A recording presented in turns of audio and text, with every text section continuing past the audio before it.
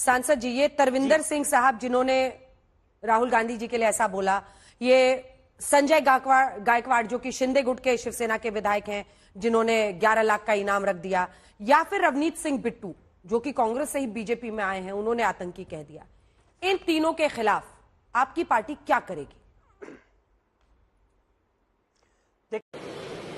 अच्छा, ठीक है कि रवनीत सिंह बिट्टू जी किस कॉन्टेक्स्ट में बोले हैं वो हमें पूरी बात को सुनना चाहिए। रही दूसरे दो लोगों की बात, भाजपा उसका समर्थन नहीं करती है। आलोक जी, वो कह रहे हैं कि भाजपा इसका समर्थन नहीं करती है। नहीं, ये बात अगर सांसदों को नहीं पता, देश के गृह मंत्री को नहीं पता कि किस लीडर ऑफ अपोजिशन को आतंकी कहा जा रहा है, तो बड़ा दुर्भाग्य है किस तरह का लोकतंत्र देश में चल रहा है। देश के गृह मंत्री सवालों से भागते हुए नजर आ रहे हैं। मनोज तिवारी जी स्वयं उस संसद के उसी सदन के सदस्य हैं, इनको कंटेक्स्ट ही नहीं पता अभी तक। किसी को भी किसी भी कंटेक्स्ट में आतंकवादी कह देंगे क्या मनोज जी? कोई भी कंटेक्स्ट हो, आप आतंकवादी कैसे कह सकते हैं? किसी को आलोक जी, किसी प्रधानमंत्री को डंडे मार, शाबाश बेटा, बहुत बढ़िया। की बात करेंगे क्या आप? नहीं, आपने एक मिनट, प्रधानमंत्री को डंडे मारने की बात करेंगे क्या? सुनिए मेरी बात, आलोक जी सुनिए, सुनिए ना मनोज जी, कोई बात आपने नहीं, 3 बार रिपीट कर लिया, उसका उत्तर दूंगा। मनोज जी शांति से सुनिए, ठीक है मनोज जी शांति से सुनिए। मनोज जी देखिए, मनोज जी पूरा कर ले, वो मैं फौरन आ रही हूं, पूरा कर ले। आप बीच में मत बोलिए, मुझे उत्तर देने दीजिए। मैं आपके बीच में नहीं बोला। बेरोजगारी की बात थी और बेरोजगारी के परिप्रेक्ष्य में एक मुहावरे का उपयोग हुआ। आप उसकी तुलना किसी लीडर ऑफ अपोजिशन को आप आतंकवादी कह देंगे। और सच्चाई यह है कि मोदी जी आज तक एक प्रेस कॉन्फ्रेंस नहीं कर पाए हैं। और मोदी जी करें प्रेस कॉन्फ्रेंस, जाकर युवाओं में जाकर खड़े हो, जाकर पता करें यूपीएससी की हालत क्या है। वो यूपीएससी का चेयरमैन छोड़कर भाग गया, तमाम पेपर लीक हो रहे हैं, जाकर देखिए युवाओं के बीच में क्या होता है। लेकिन आप लीडर ऑफ अपोजिशन को आतंकी कहेंगे, फिर आप कंटेक्स्ट ढूंढेंगे। दुर्भाग्य यह है कि वेल में अगर सांसद चले गए तो उसकी तुलना आप आतंकी कहने से करेंगे। दिक्कत यह है कि आज भी आप कह रहे हैं कि साहब वो कंटेक्स्ट नहीं पता। ये जीभ काटने का कंटेक्स्ट भी नहीं पता क्या आपको?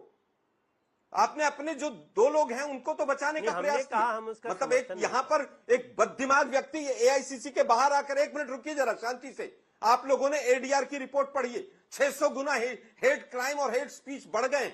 आपके तमाम सांसदों के ऊपर कौन कौन से केस हैं जरा देख लीजिए उनको। सारे हीनियस क्राइम के लोग संसद में भर दिए मोदी जी ने। पूरे देश के लोकतंत्र का भट्टा बैठा दिया आप लोगों ने। लेकिन दिक्कत यह है कि आप ही लोग हिंसा का संरक्षण करते हैं।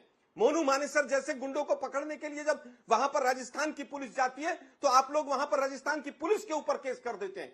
कारण क्या है कि आप लोग संरक्षण देते हैं और आप लोगों को इससे फायदा होता है राजनीतिक। आप लोग हिंदू मुस्लिम करने में इन तमाम चीजों का फायदा उठाते हैं। राहुल गांधी जी के आप आतंकी कहें, कुछ कहें, उससे कोई फर्क नहीं पड़ता है। ये आप ही लोगों का चरित्र बताता है। ये प्री क्वालिफिकेशन है कि मंत्री रहना है, सांसद रहना है तो इस तरह के बयान दीजिए। और मनोज जी 2-4 बयान आप दे दीजिए इस तरह के, शायद आप भी मंत्री बन जाएंगे। मनोज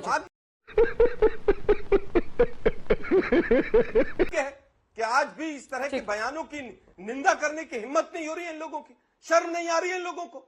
इस तरह के बयान को भी कंटेक्स्ट ढूंढ रहे हैं। हम डायरेक्टली ऐसा नहीं कहते, मतलब इनडायरेक्टली कहते हैं।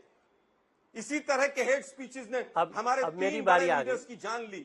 महात्मा गांधी को इसी तरह के हेट स्पीच ने डायरेक्टली गोली मारी थी। कौन सी विचारधारा? अरे डंडे मारेंगे कौन सा मुहावरा है आलोक जी? गांधी जी हो, आलोक जी, डंडे मारेंगे कौन सा मुहावरा है? कहाँ का मुहावरा है? पढ़ेंगे। देखिए अंजना जी, आप मोदी जी को हमारी बताइए। सुनिए जरा एक बात, सुनिए। डंडे पड़ेंगे, एक मिनट, डंडे पड़ेंगे। एक मुहावरा है कि अगर आप गलत काम करेंगे तो जनता डंडे मारेगी आपको। डंडे वो वास्तव में नहीं पड़ते कि अगर आप राजनीति में ठीक से नहीं रहेंगे तो जनता डंडे मारेगी आपको। मनोज तिवारी जी जवाब दीजिए। लेकिन आप आज पूरी तरह से मोदी जी के बचाव में पूरा होमवर्क करके बैठी। आपको तो यही प्रॉब्लम है आपके जीवन की, किसके बचाव की और किसके सवाल की। खाली एक तरफा सवाल आपसे करते रहे या उनसे करते रहे। आज मैंने क्या तीनों का जवाब नहीं दिया है? आप ना सोशल मीडिया पर ये वाहवाही और ताली बटोरने के लिए बेवजह के आप हमले मत किया कीजिए आलोक शर्मा। ये बहुत गलत तरीका है जो आप हमेशा करते हैं। एक तरफा बात नहीं होगी, आपसे भी प्रश्न किया जाएगा। तीनों नेताओं की बाइट। आप चुप रहिए, अब चुप रहिए। अब आपको मैंने 1000 बार कहा है आवाज नीचे कीजिए इनकी। रोज बैठ के यहाँ पर इनका तरीका यही हो गया है। उठा ले रे देवा, उठा ले रे बाबा। मुझे अमीर को नहीं रे, ये दो गरीबों। हमेशा माध्यम पर हमला करना, चीखना, चिल्लाना और उसके बाद से प्लीज सर, प्लीज बहुत हो गया सर, बहुत हो गया। अति से भी ज्यादा अति आगे निकल चुके हैं आप। हर दिन आप शो पर आकर मीडिया पर हमला करते, मेरे शो पर मत कीजिएगा, बहुत हो गया। आलोक जी डंडा दोनों तरफ मारने के को सवाल उठ रहे हैं और तीनों नेताओं के बयान सुनाए जिन्होंने राहुल जी के खिलाफ बोले हैं। एक सवाल पूछ लो तो होमवर्क कर लिया है ना, आके आपके गुणगान गाएं, और वो नहीं करेंगे। हम पूछेंगे आपसे सवाल। रस्सी जल गई पर बल नहीं गया। नहीं